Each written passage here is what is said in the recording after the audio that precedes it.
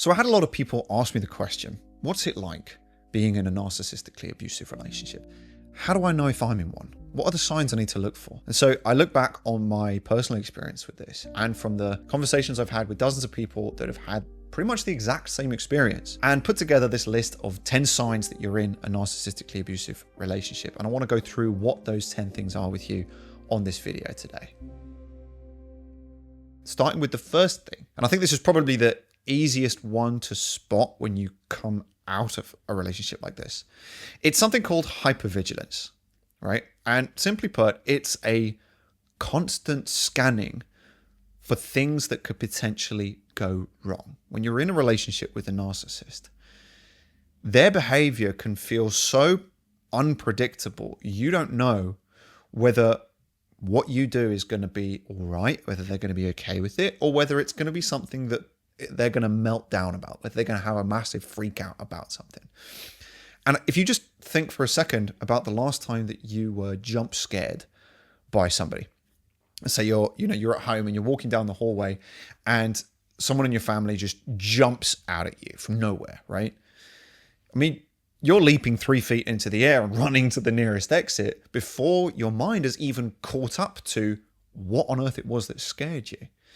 And this is a survival technique, right? There's part of our brain that's responsible for detecting threats, detecting things that could potentially hurt us.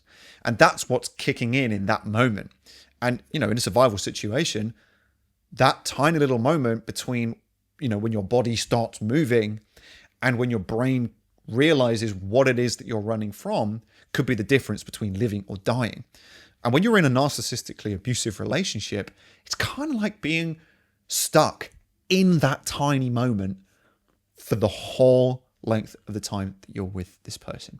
I was watching a lot of Richard Grannon videos on this subject of being excessively aware of the signs that things could go wrong. And he was saying that sort of conditioning is a little bit like Pavlov and his dogs, only you're not being trained to salivate at the sound of bells going off, right? This sort of hyper-awareness or this hyper-vigilance doesn't happen overnight. It happens over time. You're being conditioned to look for signs like changes in their mood, changes in their tone of voice, changes in their body language, a text message that ends in a full stop, taking too long to respond to one of your messages. And you're just watching the 3 little dots on screen, right? I know that was something for me. Or another one is them looking for they use your full name. Instead of, your nickname, instead of calling me Lawrence or Loza, they call you the full name. And then you're in trouble. Signs like that, right? This isn't something that happens quickly. There's actually a system, if you look up Skinner's theory of operant conditioning, big name, but simply put, it works a little bit like this. Whenever you do something that the narcissist doesn't want you to do, there's some form of punishment to put you off doing that thing ever again. And this can be like a positive punishment, like where they add something in that doesn't exist before. This could be an argument. This could be a long drawn out discussion that you have to have until 2 o'clock in the morning and then you end up sleeping on the sofa, right? Those are all horribly unpleasant things that you have to go through if you do something the narcissist doesn't want you to do. It could be a negative punishment. So this is where they take something away that is good that you have. This could be taking away love and affection. Love is conditional in narcissistic relationships, so it's conditional on you doing what the narcissist wants. It could be all communication, right? If you've heard of the silent treatment, right? That is a punishment. It's deliberately done to cut you off, to withdraw that connection, withdraw communication, to make you squirm, to make you feel pain so that you don't ever do that thing again. Then on the flip side, every time you do something that the narcissist wants you to do, there's some form of reinforcement. This could be a reward. It could be that they give you money. It could be that they give you sex. It could be that they give you more love and affection. They might buy you an elaborate gift. All right, there's some sort of incentive for you to do things that they want. And these are wonderful things, right? They can also offer you a escape from some pain or punishment that you're currently having to go through. You're currently going through the silent treatment, right? They've cut you off and they're not saying anything to you. But if you do this good thing, then the silent treatment comes to an end, right? That's the escape. Or alternatively, you can avoid having to go through that pain and that punishment by doing these good things as well. So there's the avoidance. When you're in the narcissistically abusive relationship, it does turn into you just basically avoiding pain and punishment. You doing what you need to do to avoid pain, to avoid punishment, to keep them off your back, to keep the status quo, and to keep things happy and all moving on. If you look back on your relationship, you'll recognize that these rules, right, of what the narcissist likes and what the narcissist doesn't like, they're always changing. Okay, so you're never really too sure whether what you turn up and do on one day is going to be good or whether it's going to be bad, because it can change day in, day out. So you're never really too sure whether you're going to get punished or whether you're going to get some form of reward. So the best way to survive in the relationship is to become really good at reacting. And so you become very, very good and very aware of all of the signs and things that indicate that they're unhappy, that something's going to go wrong, that they're going to have a go at you, that they're going to cut you off from communication, that, we're going to have this horrible conversation until 2:00 in the morning. So you're scanning for faces. You're looking for changes in tone and voice. You might be easier to startle. Your heart rate might be going a little bit quicker. All of the signs that you need to run or that you need to fight are all there physically. So it takes its physical toll, which brings us on to the second point. When you can't voice your feelings in a narcissistic relationship, which you can't, right? You're not allowed to. You are not given the space to say, I'm not happy with that. You hurt my feelings. That this is not something that I'm okay with. You're not given the space to do that. So you can't fight or protest how you're being treated. You're not allowed. You also can't leave the relationship. A lot of people in this circumstance are married to their abuser. They have kids with them. They report into this person at work. It's the direct manager at work, and you need the job, right? You need the job to support your family, to pay for the roof above your head, right? So you can't leave, you can't run, and you can't fight it. Your brain and your body do the only option they have left to deal with this persistent low-grade threat that's happening all the time. It freezes that tension, all of that stress, into your muscles. This is where we come to armoring. This is not my idea, by the way. This is something that I picked up from Wilhelm Reich. It's this 100-year-old idea that if you imagine you wearing this suit of armor made of muscle under your skin, okay? Your body has learned when you're in a narcissistically abusive relationship to prepare for battle, okay? You're physically bracing to be attacked, all right? And what you'll notice, the signs of this, it's very, very difficult for you to connect some of the symptoms and signs of armoring back to the relationship itself. But it'll be things like this constant tension in your shoulders and your neck, right? You feel almost like you've got this big block of concrete on your shoulders that you have to bear this whole time. You notice it, like in the mornings, you might wake up with a stiff jaw because the whole night you've been clenching your jaw like this, and you wake up like, oh my God, rubbing your jaw, and there's a sore in the jaws. You might get headaches and things as well as the pressure from clenching your jaw has put all this pressure up on your temples. So headaches, clenched jaw, clenching your fists, clenching your muscles as your body is unconsciously bracing for the blame, bracing for that attack, and for you to be for you to have to defend yourself, right?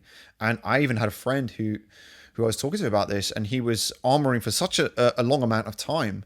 When he consciously started to work at relaxing his body, undoing all of those knots of tension that 3 years of going out with this narcissist had caused him, he noticed that he got really ill, like he got quite sick. As all of that tension is being released, it's kind of like you've got an enormous great dam, and for years all of the sludge and junk and old tires have been building up against this dam. And when you finally start to break the dam down, what comes gushing down the river is all of that junk that's just been accumulated. And his body was just getting rid of it. He was coughing and sneezing. He had flu-like symptoms, and he wasn't well for quite a long time, right? He had all this weight gain from a lot of that accumulated stress. If you think about when you're in this hypervigilant state and your body is preparing to be attacked, what are the hormones that are being bled into your system? It's adrenaline, it's cortisol. When you're in the relationship, and possibly for a while afterwards as well, you struggle with things like increased heart rate. You might struggle with things like shallow breathing, and because you're not really giving your body enough oxygen, you don't sleep well. You wake up with brain fog. You end up relying on caffeine. So he was having all of these symptoms, and it was a result of his body basically prepping to fight or to run from a threat that wasn't there anymore. And one of the things that I found is very, very helpful for handling this, like if you're in this situation and you've been in a relationship like this and you're going, oh yeah, I was waking up with, stiffness in my jaw as well. And especially, it felt like my shoulders, I was wearing them as earrings, right? I've heard someone say that. One of the things I found really helpful is weightlifting. It's a really great way to train your body to tense up, but then release that tension. The whole point of weightlifting is to put your muscles under tension and then release, right? Cycles upon cycles of tension and release. And I found after doing it, now I was doing it for, I suppose, 3 years before I sort of looked back on it and went, hang on, you feel so much more chill. Now, after like doing 3 years of weightlifting, and I'm no Arnold Schwarzenegger or anything, but going through the repeated motions of purposefully tensing and purposefully relaxing, over time seems to have had a pretty positive effect. So that could be something that even Pete Walker talks about it in his book as well, about how stuff like that and how yoga can increase your awareness of these knots of tension in your body. Because if you're not even aware that you're wearing a suit of armor, how do you even know when you need to take it off, right? So I found those things pretty helpful. Looking at the third sign, I have not met a single person that's been through this experience that has not complained of experiencing flashbacks. And I'm not talking about the ones that you hear from the war movies, right, which are called PTSD flashbacks. And this is where, the ones where you've got a soldier who goes away to war and he sees horrifying things over there, terrifying things that you can't avoid. It's just horrible things are happening. And then you come back home and something will happen, like car backfires or a balloon pops, or maybe the cork of a champagne bottle comes flying out, the sound, that kind of thing. And because it sounds kind of like a gunshot, it's enough to yank the mind of the veteran back to the time that he experienced that horrible thing. So even though his body is in the present moment, his mind is reliving the events of the past. And you're trapped in this sort of weird state where the mind and the body aren't working together.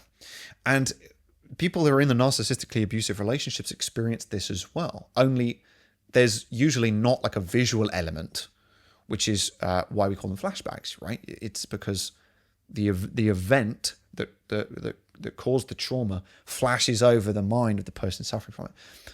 But in a narcissistically abusive relationship, there's not a single event that you can flash back to. There's thousands of them, right?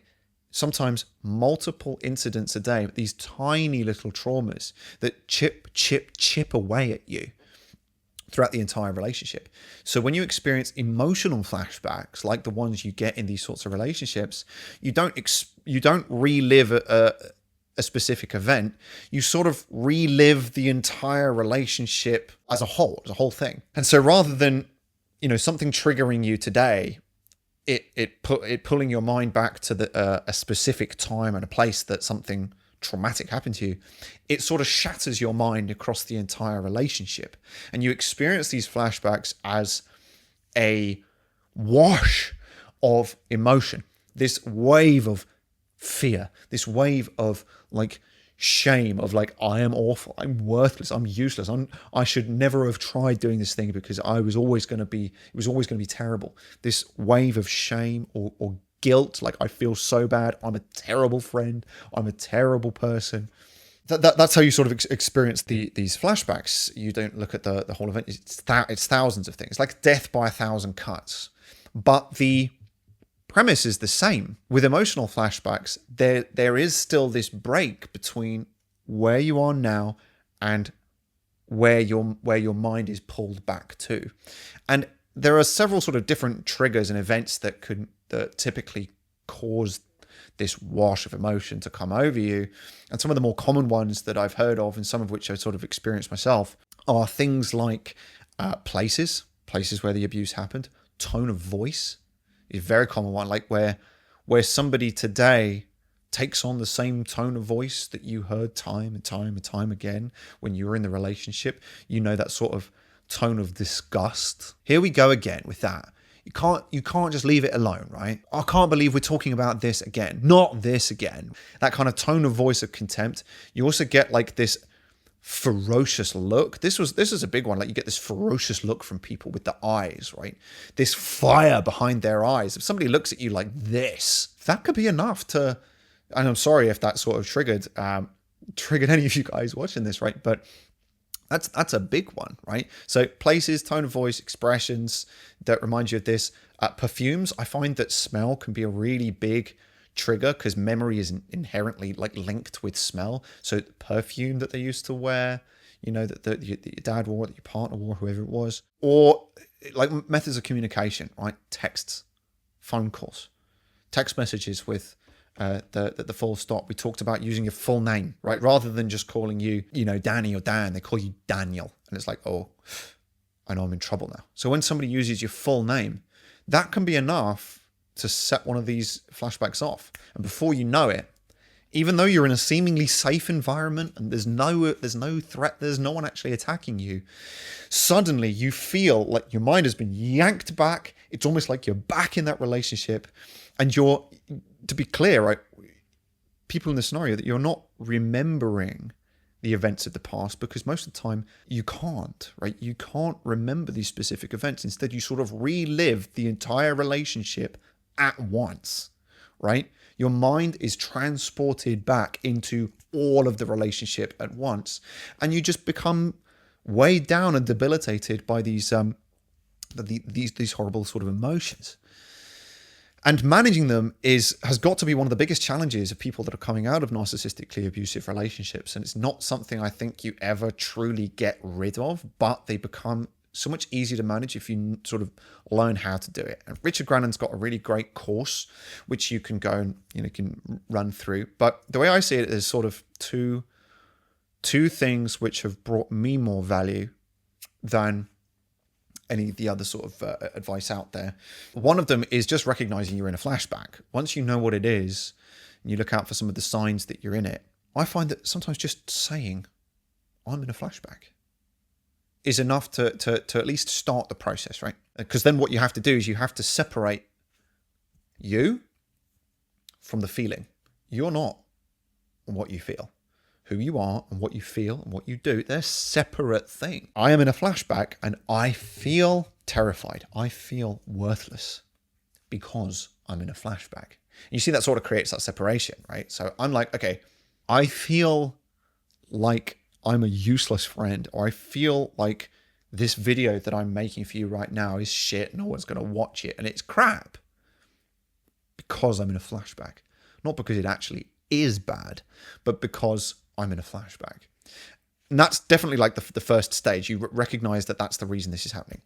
The second is something that I picked up weirdly from this, I don't really know what it was. It was like a meditation deck, like a deck of cards that my mum gave me. She wasn't using it, but she said, you might like it. And I was like, yeah, all right, go on then. And it was like a meditation deck. You pull a card and it just gives you little sort of techniques for mindfulness and stuff like that. This one was really helpful. It's called the 5-4-3-2-1 method. And the goal of this is to reconcile and bring back the mind, which has been scattered over the entirety of your relationship, back to the present moment where your body is. It's very simple. You just find 5 things that you can see right now. Find 4 things that you can hear. 3 things that you can feel with your body. Find 2 things that you can smell. And find 1 thing that you can taste. And that, when you sort of reconnect with your physical senses, paired with the fact that, you are not your emotions, I found those 2 things to be more than helpful in at least regaining the part of my brain that is responsible for a lot of the emotional control that shuts down during fight or flight, during survival mode, right? And for you neuroscience enthusiasts out there, it's called the medial prefrontal cortex. It plays a big role in emotional control. And when your internal alarm bells are going off, this part of your brain just takes a bit of a backseat. So bringing that part of your brain back online, I found those 2 things to be pretty helpful. And all of this, right, this sort of response, what caused this to happen, is a trauma response. It's a fear response. It's a way that every single one of us, because we're all human, is going to physically respond to something we see as a threat, right? Something that could potentially hurt us.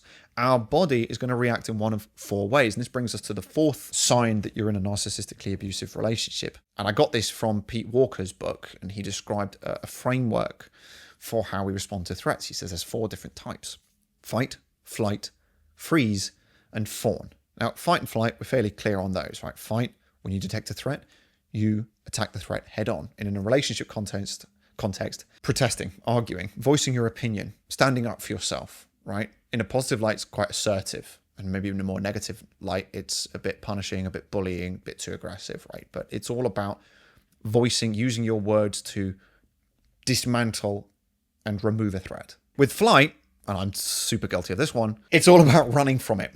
And in a relationship context, it pops up as perfectionism. You have no idea how many times I've attempted to record this video. And it's because of perfection, right? Busying yourself. It's super common for people to come out of relationships like this, or to come out of cults and just busy themselves in work. Find things to do. Lose yourself in just unlimited productiveness. Yeah.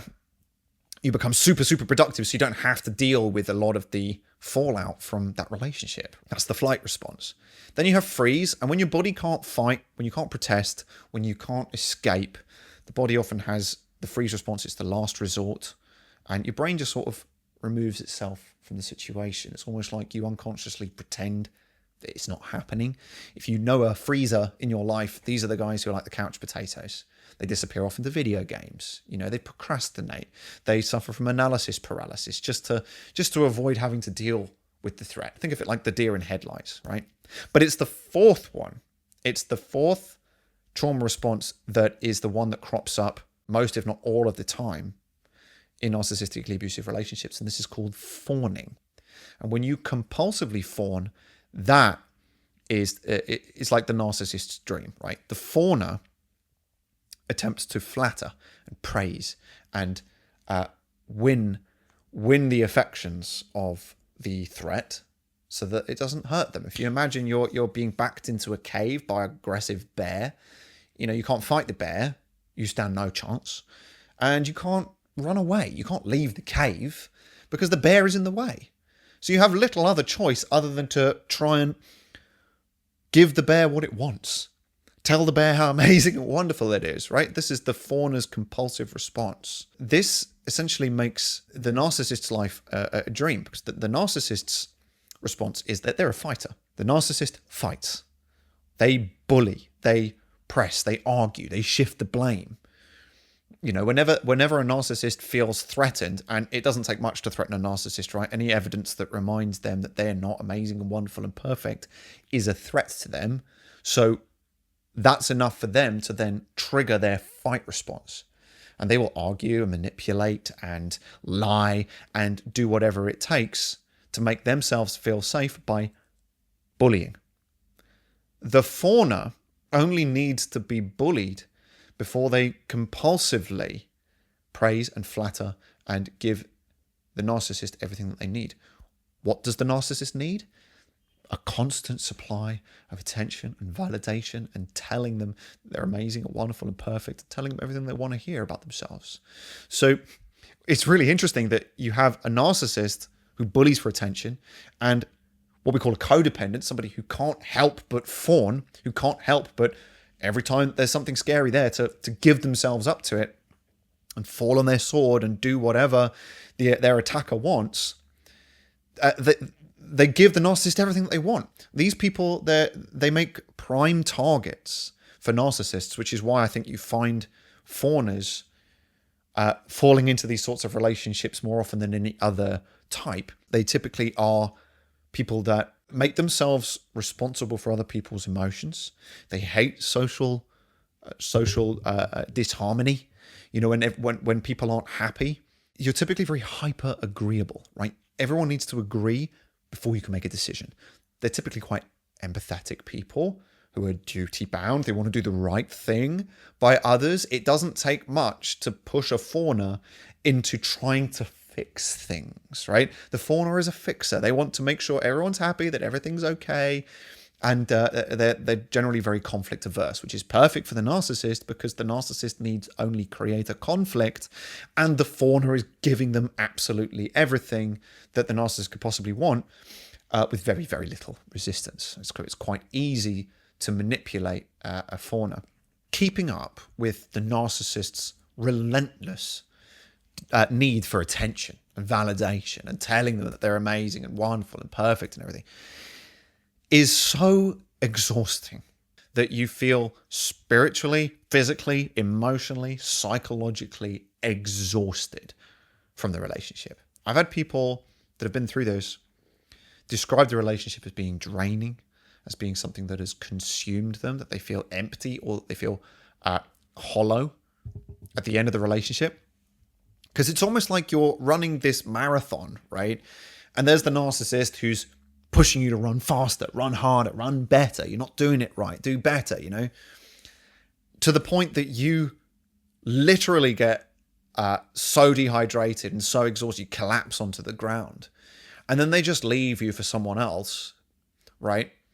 Until you get just enough energy to climb back up onto your feet. And then they pop up there again. They're back again, telling you need to run faster, run better, run harder because it benefits them. And so they literally run you into the ground. And how they sort of do this is that they make you emotionally responsible to carry all of their baggage, and they have a lot of baggage for them. Because all of these techniques that you start learning about when you come out of the relationship, like gaslighting and projection, blame shifting, those are all the manipulation techniques and the mechanisms as to how they sneakily get you to accept emotional responsibility, right? But when you're in the relationship, you're not bearing the weight of your own emotions and your own problems and struggles and challenges that you have. You've got all of theirs to worry about as well. So not only is it like, you know, I'm upset with this, you have to bear the weight of theirs as well. Like if you're late for a party because they took ages to get ready, it has to be because you didn't give them enough time. It has to be your fault. And when they convince you, and they can be exceptionally convincing, to accept the responsibility, to accept the blame, they're off the hook. That's how they hand off these their emotions that they can't handle. By the way, the whole reason of this is you're dating somebody, or you're being raised by somebody, or you're working with someone who cannot emotionally self-regulate. They're like a child, right? They can't handle negative feelings or negative thoughts about themselves. They need to be amazing and wonderful and perfect. So anytime they're not that, they can't deal with it. They can't cope with it. And rather than grow up and learn to accept responsibility and grow, because that's how we do it, right? You don't grow and develop and become a better person by pretending that you're amazing and wonderful and perfect. You grow by recognizing and realizing that you're not perfect and that you screwed up, and that here's something that you could do better next time.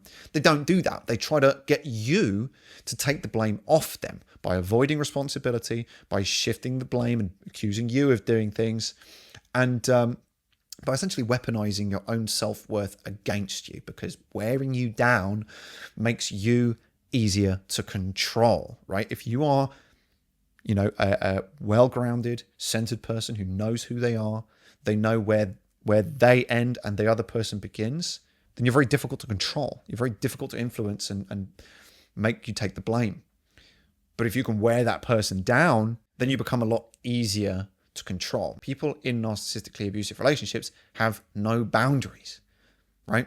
They've been worn down because the narcissist needs to get at you. They need to influence you so that they can change your behavior and your feelings and all those things to benefit them. And how I like to think about it, if you imagine all of the things that you do as a big bubble, and then inside that bubble are all of the things that you feel, right? So everything that you feel ultimately expands out to all the things that you do. When you break it down further, you have all of the things that you believe and how you might see the world, right? So these are your beliefs and your perceptions. And then right at the very center, there's your sense of self. There's your identity, right? This is what they're trying to get to. They want to control this little portion of you so that they control all of the other layers that come out of that. Ultimately, they want to make you do everything for them.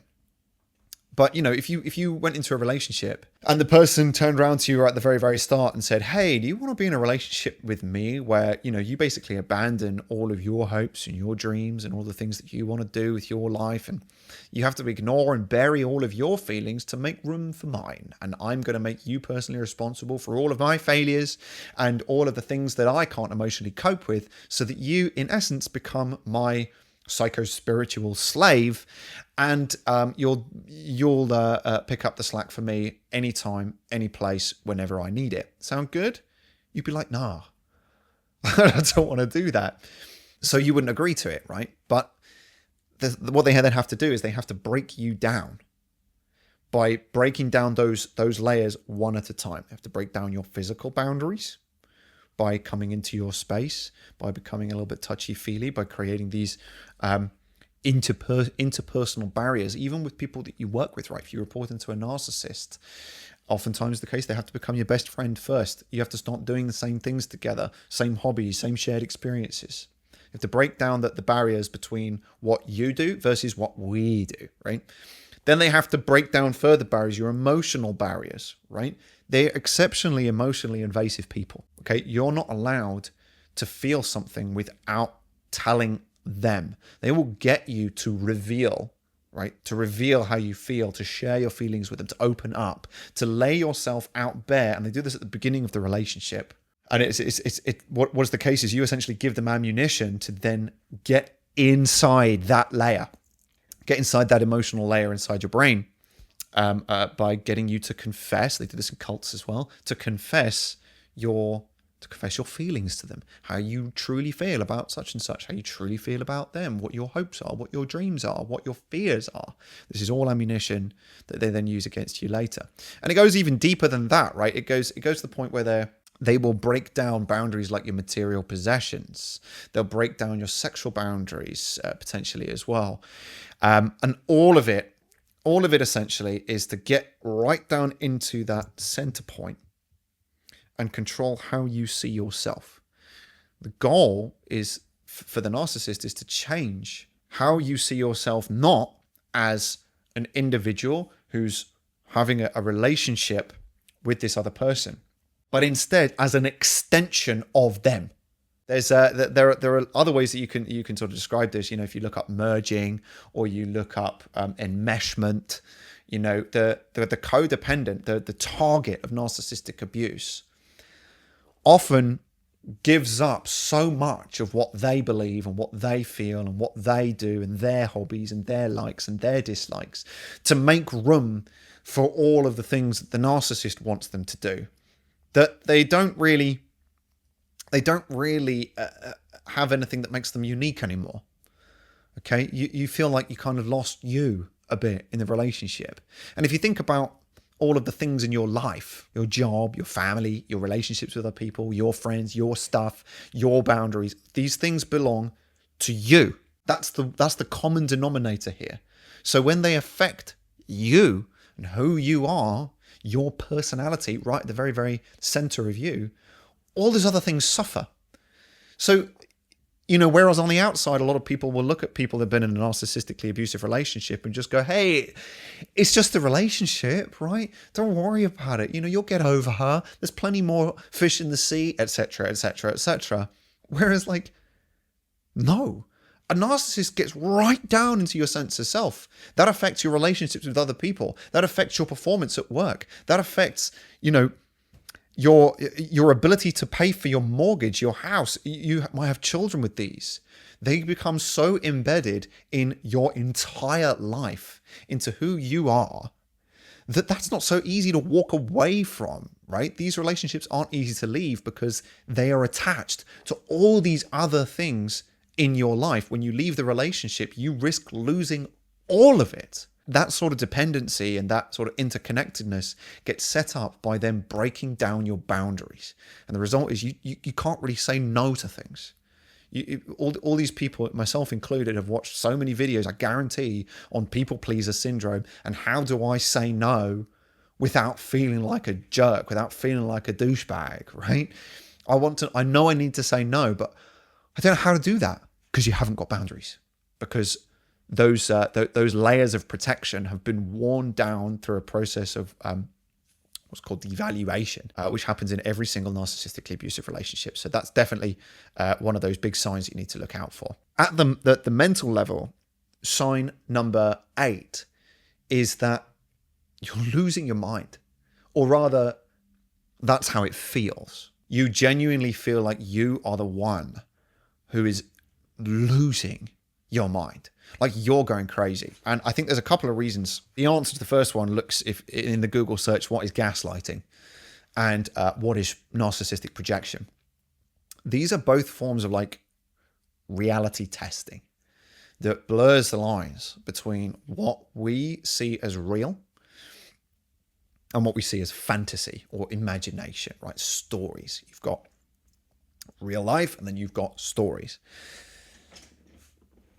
When you understand narcissism, they don't live in reality, okay? They live entirely in fantasy land. And they live in a fantasy in this made-up world in their own head where they are amazing and wonderful and perfect and they can't do anything wrong. Essentially, they've given themselves godlike status. And then they try to eliminate or change or distort or get rid of any information that suggests otherwise. Right? They don't, like you and me, right? They don't try and change their mind based on what they experience, right? They never go, oh, you know what? I was wrong. I'm going to change my mind about that. Yeah, I'll change my mind. No. They try to warp reality into whatever they want it to look like, right? They're doing it the other way around.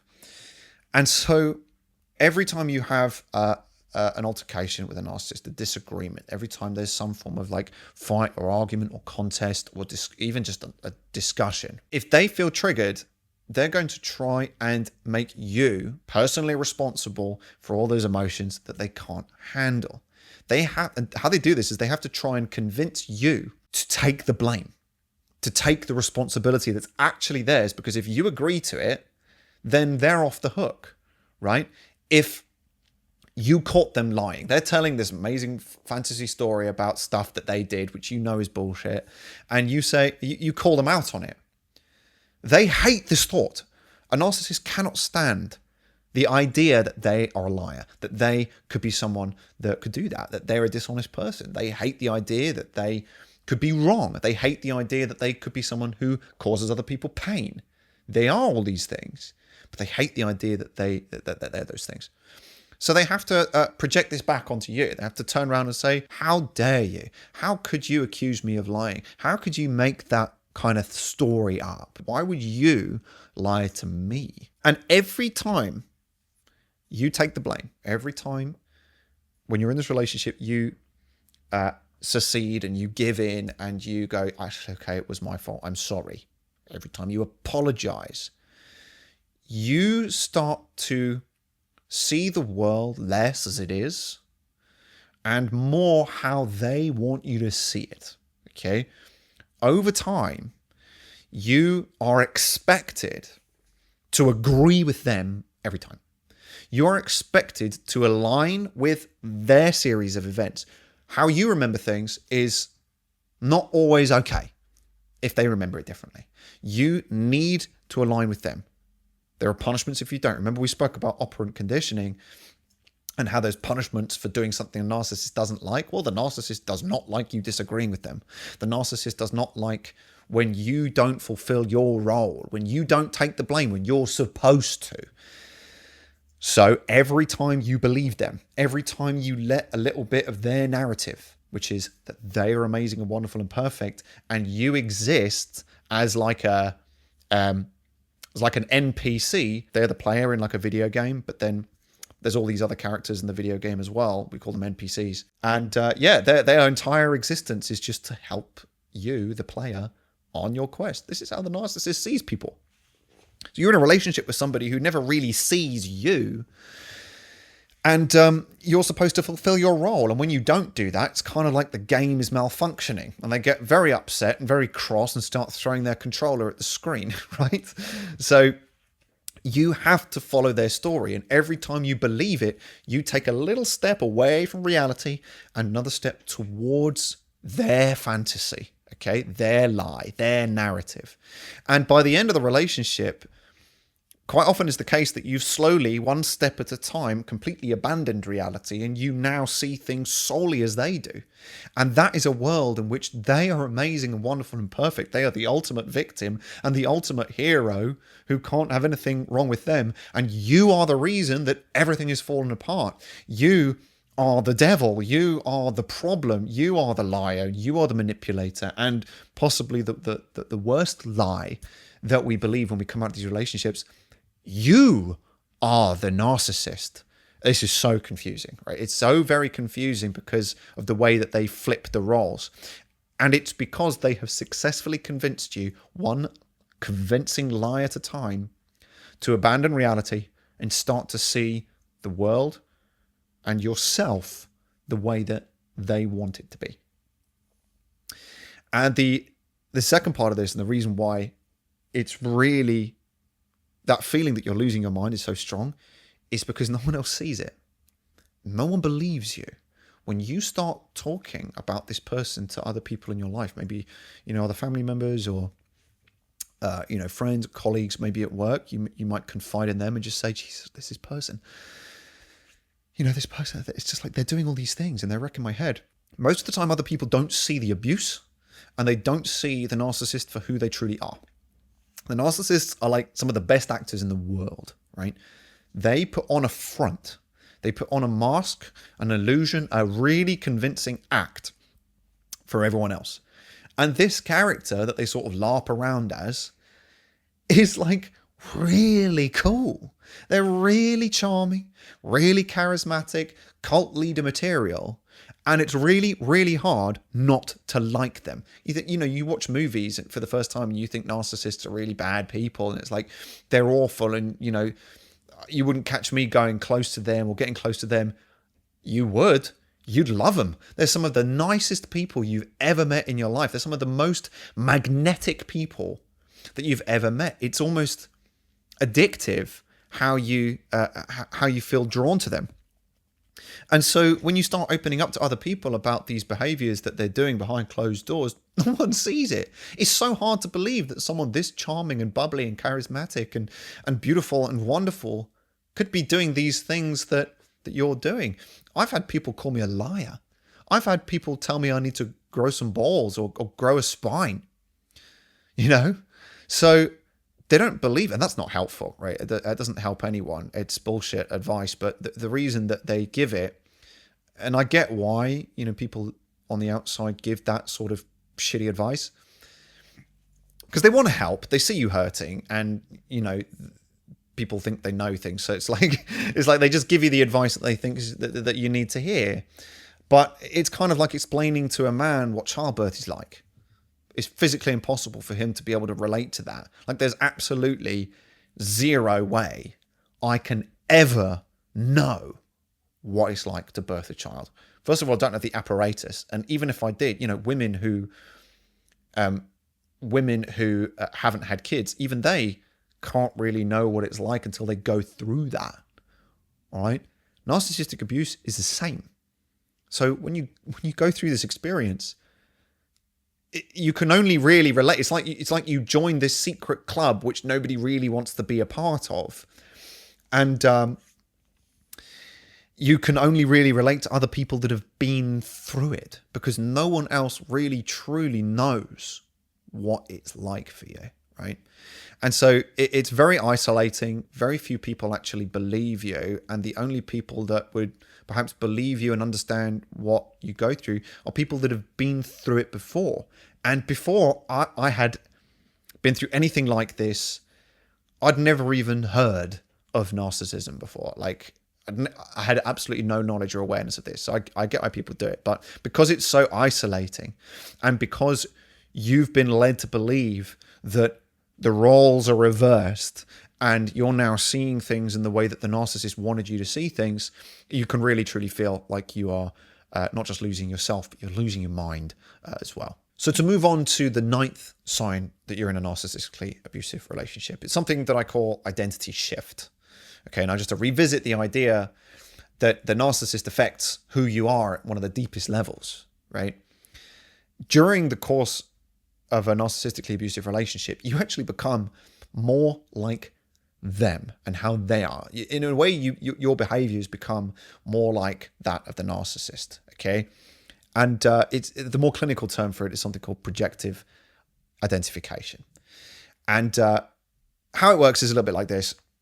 We all have this inner world and we have this outer world, okay? The outer world is what most of us will call reality, right? It's the shared physical existence that I can touch, I can taste, I can smell, I can feel, and you can touch and taste and smell and feel the same thing, yeah? That's our shared objective reality. But then we have our inside mind, which is our thoughts, our feelings, our impressions, our projections, right? How we see the world, and of course, most importantly, how we see ourselves as well. And every time the narcissist manages to convince you that their reality is the reality, how you view yourself changes ever so slightly, okay? You morph during the relationship into the image of what they need you to become. It's kind of like a chameleon, right? To stay safe through fawning, through the constant state of being in fear and anticipating something going horribly wrong. The path of least resistance for someone in this relationship is to concede, to appraise, to keep someone happy. And what keeps the narcissist happy? Attention, admiration, validation, agreeing with them, accepting their truth, treating them like a god, treating them like a king or a queen, okay? And you do this over time, this becomes autopilot, okay? So then, by the end of the relationship, all of their projections, all of the horrible personality traits and behaviors that they can't cope with, that they're tarnishing you with, their bad reputation, they convince you to accept that. All of that, you then take in and identify with, okay? They project, okay? So which is the taking of this, their inner world, which is nuts, by the way. Their inner world is the furthest thing from reality, right? It is complete fantasy. It is 100% psychotic lies, yeah? They are taking this reality, their story and their narrative, and they are projecting, moving this outside, externalizing it onto you. And then what you do is the flip side. You then introject their reality, their stories, and it becomes part of you. You identify with this. You believe the stories. You believe the stories they tell about them. You believe that they are above blame, that they didn't do anything wrong, that they are amazing, wonderful, and perfect. And of course, because you believe that, you believe what they're saying about you and how they're treating you. I have a friend who had a long history of narcissistic ex-boyfriends. And every single one of her narcissistic ex-boyfriends labeled her as the problem. And after 6 or 7 boyfriends like this, she came to the what she believed rational conclusion that she was the problem. If they all said it, all roads point to Rome, right? She must be the issue. She must be the problem. And this is because they had projected their faults onto her. She had then introjected those ideas, taking those narratives into her being and believing them, making them part of her, right? And this slowly erodes and changes and morphs your personality, who you are, into the image of what they need you to be. One of my favorite psychologists, actually, he's a fellow called Robert J. Lifton. He called this sort of mindset the agentic state. You become kind of like an Agent Smith of them.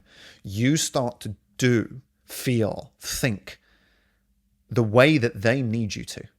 And so you become super focused on only what do they need? What do they want? What do they need me to feel? Who do they need me to be? What do they need me to do right now? Are they going to freak out if I do this? Are they going to be okay if I do that? What do I need to do? And this is really key in codependence. Part of your decision making is what gets broken down. You learn that you cannot make a decision without them. They need to be the ones who give you permission to do their bidding for them, right? It's all driven through fear, through threats, through conditioning when you're in this relationship. And you feel like a different person. You feel like you've changed, that you've lost yourself, that you were this one person and now this is your life, right? This is my life now. I'm this very different person. And when you look back on the relationships of people that have come out of the relationship and are looking back, go, I can't believe I did all those things. I can't believe I did that. I can't believe I sacrificed myself, or I can't believe I did those horrible things to my friends, with my family. So one of the reasons we don't just up and leave is because we don't actually realize that we're in a toxic relationship. People in cults don't know that they're in cults. People in toxic relationships don't know the toxic relationships. We've been conditioned to believe that we are the problem, and we are now thinking, feeling, and acting on behalf of somebody else. Okay? We, in all essence, are an agent of the narcissist. Same way, like if you're an employee of a company, you need the permission of the company to go and do things, right? To go and make decisions, to go and speak on behalf of the company. You need permission of the company. You become kind of like the speaker and actor for the narcissist. So that's how they get you to do all of their dirty work, how they use you to go and attack other people, right? Like if they don't like somebody, they're not going to go in there and have an argument with them. Oh, they'll get you to do that, right? They change your mind, make you believe that this person is evil or this person is good. You need to suck up to this person. You need to go after that person. They make you. This is the crux of mind control, really, and what we're talking about today, which is that they don't ever make you do anything. A narcissist doesn't make you do anything. They make you want to. Okay? That's what makes it so difficult to leave. The other thing that I think really ties you into these toxic relationships and makes it nearly impossible to leave, sign number 10, is that you're trauma bonded. Now, I want you to think of this a little bit like an addiction to another person. Okay? Think about an addiction to something like caffeine or coffee, right? Something like going from having, if you just have a coffee every other day, right? You just have a coffee. I like coffee as much as the next person. Then that's probably going to be okay, right? But if you go from having no coffees at all to then suddenly, taking up this new lifestyle of having 10 coffees a day for 7 weeks, what do you think that is going to do to your nervous system? What do you think it's going to do to your mind, right? Going from 0 to 10 consistently. Okay. Now just imagine in that scenario, you stop drinking the coffee. How's that going to feel? You get the jitters. You immediately start having withdrawal. All you can think of is another coffee just to get you back up to that state. And what happens when you're in a narcissistic relationship? This is exactly how that feels. Only the substance isn't coffee. It's another person. And I know that's like a wild thing to say, but you go from being like single or unemployed, or I suppose in the case of where you're mum or dad is a narcissist, you don't have much of an opportunity beforehand. But to basically being overwhelmed with love and affection and attention and energy and more recognition and feeling seen and feeling amazing and brilliant and wonderful than you've ever felt before. And it's addictive. You don't just sort of, fall in love with them or become best buddies with them. You fall in love with the idea of you. What they're saying about you at the beginning of a relationship is incredible. It's almost, it's this situation where it's like it's too good to be true. It probably is, but you don't clock it. So it's like they're telling you all this wonderful stuff about you, and you go, "Oh my God, that's great. I've always wanted someone to see me for who I am and recognize my my successes and call me beautiful and call me handsome and and all of these things." You very, very quickly develop a bond with the narcissist. And it doesn't actually matter whether it's your spouse or your parent or your employer, right? The bonds that are formed are the same every single case when it's with a narcissist. And this comes from a lot of time spent reading through Sam Vaknin's work and work on the shared fantasy as well, which is Sanders' work. The bonds that form, it's not just a single bond. And when we say bond, it's kind of like attachment, right? So if you imagine that feeling that you get when you want to throw away your favorite shirt, it's kind of hard to do, even if the shirt doesn't fit anymore or it's stained or it's broken, right? But it's your favorite shirt, right? You've got emotions attached to that, so you don't want to throw the shirt away. And that's the sort of bond which I'm talking about here. It's that horrible feeling that you can't quite throw something away that's not for you anymore. It doesn't fit, it doesn't work for you, but you still can't get rid of it. There's an attachment there. It's like a cord between your heart and theirs. And you form this very, very early on. In fact, I think there are two, right? All narcissistic relationships are infantile. They're childish. It's not a mature adult relationship, right? Two adults coming together.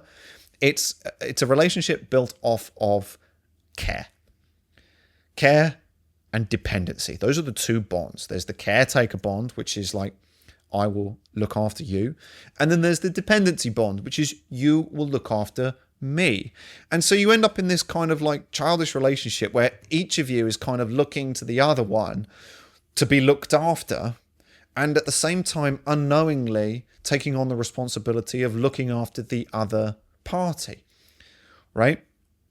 And so it's exactly the same thing in all of these different circumstances, and it's exactly the same thing in cults as well, actually. And you can observe that if you start studying some of these larger groups. You attach your sense of salvation, that's your need to be saved from something, and all relationships are about safety, right? Go watch one of my favorite YouTube creators, Jimmy on relationships. You go and look at some of his earlier videos. He says this all the time. All relationships are built on safety, okay? And need to be safety. All the problems in relationships can be distilled down to not feeling safe in it, yeah? So you attach in a narcissistically abusive relationship your sense of needing to be saved to the other person. You are looking solely to that other person to save you from something. It could be saving you from financial destitution. It could be saving you from a mediocre life. It could be saving you from your abusive parents. It could be saving you from your last relationship, right? Saving you from something. And you look and depend on that person to rescue you when you get into trouble. The other is your sense of purpose, right? And this comes right back into your sense of self, or your sense of greater self, okay? Your reason to be, the reason you're here. Why are you here living, right? Why are you here? What's your purpose? What are you doing here, right? You attach that to them as well.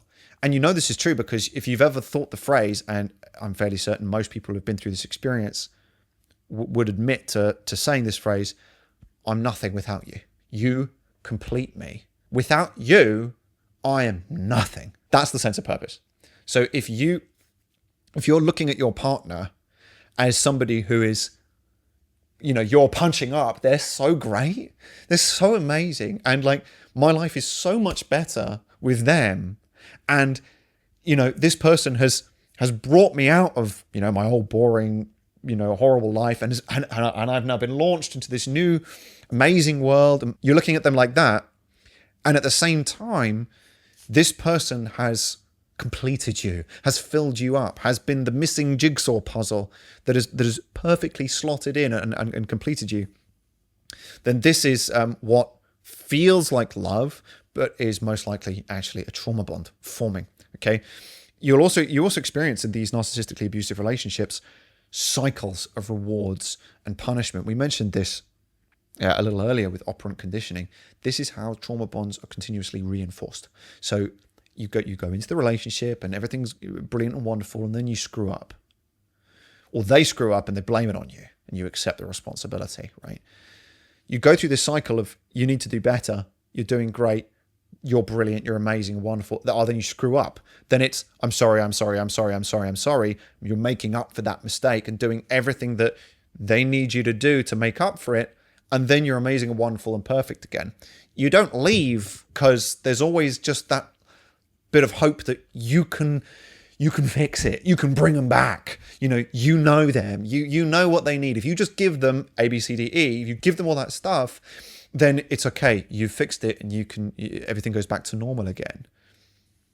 But then you screw up again. And then you have to do it all again. You go around through these rewards and cycles, and it keeps you hooked. It's an addiction cycle. It's a giant relationship slot machine. Yeah. And you learn that you can't actually do anything without them. You need them. And if you go back and watch one of the first videos that I put on this channel, something that you need is something that you can't live without. You can't live without them. And so because they're so deeply embedded into your life in these relationships, your other relationships with people are tied to them. Your job is somehow tied to them, tied to your relationship. Your financial situation is probably tied to them in some way as well. Your emotional situation is tied to them. This person is so embedded into your life, and you've created this attachment to them that is one of care. You need them to look after you. They're the only one who can save you from some horrible circumstance, and they are the one who gives you purpose and completes you. The idea of losing this person, no matter how badly they treat you, no matter how awfully they abuse you and berate you and blame you and use you to do their dirty work for them and to talk about you to others and drag your name through the dirt, no matter how much shit they bring you, you stay because the idea of leaving them feels like you're going to die. And I'm not exaggerating that, right? That's how it feels because of the bonds that you've created with this person and the sense of salvation and purpose that come along with that. You can't just walk away from that, because walking away from the relationship is akin to suicide, right? That's how it feels. It feels like you're going to die. And so you'll do everything in your power to cling to life, to cling to them, to keep them here, because it is so terrifying to leave them. And just to top this off, this is how the narcissist feels. This is not reality. This is fantasy. You remember I was saying, like, when you're in this relationship, you end up thinking and feeling and doing much of what the narcissist does. This is the narcissist's existence. It's teetering on the edge of total annihilation. They must be perfect. And if they're not perfect, then they're awful. They're worthless. They are flooded with emotion they can't handle. And you are goaded and convinced and tricked into seeing yourself, the world, in much the same way. So leaving them becomes almost an impossible task, because to people that have been through a narcissistic abusive relationship, and possibly the biggest sign that you have been in one of these relationships is that the relationship doesn't feel like a relationship. It feels like a matter of life and death. All right, that's a wrap. So if you like this video, if you found it helpful, do give it a cheeky thumbs up. Subscribe to the channel as well if you haven't done that already. I'm going to put another video up here as well. I think you might get a lot of value out of. And until then, I want to thank you so much for watching, and hopefully I get to speak to you again real soon. Cheers.